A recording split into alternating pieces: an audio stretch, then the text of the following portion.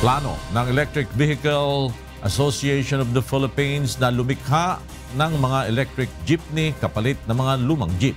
Narito ang report ni Maki Libradilla. Isinagawa kahapon sa World Trade Center, Pasay City ang kauna-unahang Asian Electric and Hybrid Vehicle Summit na dinaluhan ng mga delegado mula sa iba't ibang bansa.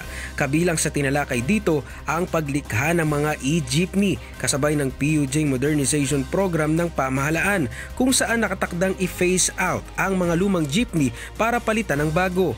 Karamihan sa mga lilikhaing modern jeepney ay Euro 4 diesel engine. Subalit target ng Electric Vehicle Association of the Philippines o EVAP na makapag-manufacture ng 10% ng kabuoang dami ng ipapalit na modernong jeepney sa buong bansa. We can come up with the 23-seater jeepneys. We already have a lot of 16-seater electric jeepneys running. So we're excited about this and we're ready to go. Plano ng EVAP na huwag baguhin ang disenyo ng lumang jeep kahit gagawin na itong moderno.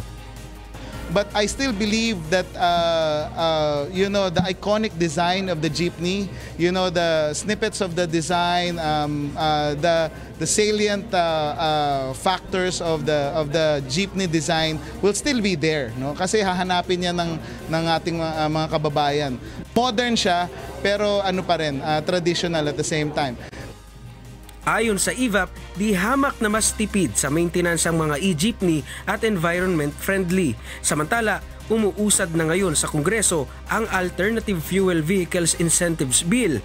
Kabilang sa mga benepisyong nakapaloob dito ay ang pag-aalis ng excise tax sa e-vehicles at paglalaan ng pondo sa mga jeepney driver para makabili ng e-jeepney. Maki Libradilla, UNTV News and Rescue, Pasay City.